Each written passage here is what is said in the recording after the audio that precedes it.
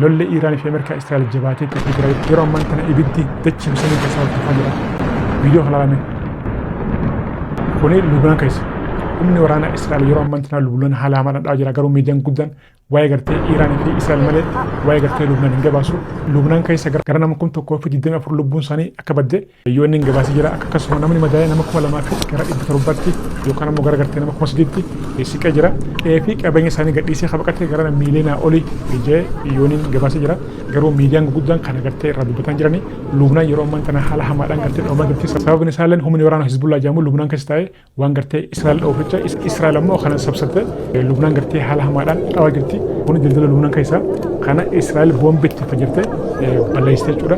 Hojii ala gootii jirti jechuudha. Lubnaan haala hamaadhaan dhawaa jirti. Waraanni Hizbullaalleen hanga dandeemetti Israa'el haala hamaadhaan dhawaa jira. Waraanni Hizbullaa gargaarsa harkatu Iiraan irraa jechuudha. Doonaald Tiraamp Iiraanitti akeekkachiisa cimaa kan nulle sa'aatii 48 keessatti ulaa galaana Hormuuz akka bantan jee akeekkachiisa cimaa kan nufillee humni waraana Iiraan Tiraampiif deebisan isaan kannan yoo Ameerikaan bakka anniisaa elektirikaatii fi bakka bishaanii bakka gartee hawaasaaf oolu yoo kan dhawte Ulaa Hormuuz guutumaa guutuu cufna kana booda never hin bannu hanga isin waan bade hunda kafaltanitti Ulaa Hormuuz deebi'ee hin banamu jee akeekkachiisa Ameerikaadhaaf dabarsee jira. Inni biraa immoo ajajaan poolisii waliigalaa Iiraan dhaamsi gartee inni biyyoota Awurooppaatti dabarse yoo gartee biyya Giriinlaand eeguu dadhabdan nutti dhiisaadhaa nutu eegaa. Kuni dhaamsa inni biyyoota Awurooppaatti dabarse jechuudha. Qishna lala. Kana jechuun maali?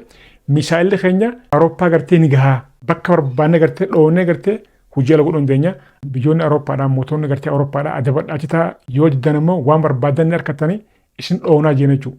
Kana wal qabatee muummichi ministeera Israa'el Netanyahuun waamicha addunyaaf dhiyeessee jira.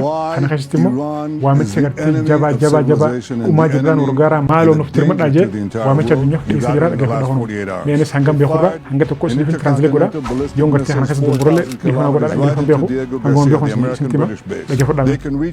If anyone needed an explanation yoo gartee namni kamuu gartee waan gartee Iiraan gartee nurra godhaa jirtu kana yoo gartee nuu himaatanii isin timnaa kunooyi. Of why Iran is the enemy of civilization and the enemy and the danger to the entire world, you got it in the last 48 hours. They fired an intercontinental ballistic missiles 4,000 kilometers right into Diego Garcia, the American-British base. Iran is the enemy of civilization and the enemy and the danger to the entire world. You got it in the last 48 hours. They fired an intercontinental ballistic missiles 4,000 kilometers right into Diego Garcia, the American-British base. They can reach now with these ballistic missiles everywhere in Europe, almost everywhere in Europe. I've been warning that for years. Leaders of the world, they fired an intercontinental ballistic missiles 4,000 kilometers right into Diego Garcia, the American-British base. Buufata UK fi buufata Ameerikaadhaa kan gartee kiiloomeetira 4,000 jiru achi dhootee misaa'ilaan.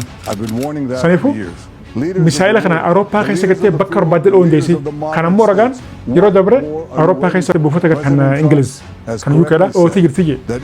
Kanaafuu misaa'illi siidhaa gartee Awurooppaa guutuu gartee bakka barbaadde Iiraan dhoowwan deessi. Kanaafuu maaloo gartee nu dirmadhaadha. Yoo nu dirmatte malee gartee nuti Iiraan kalas amma nu dirmadhaadha gaddafaadha. The leaders of the free world, the leaders of the moderate states, what more are you waiting for?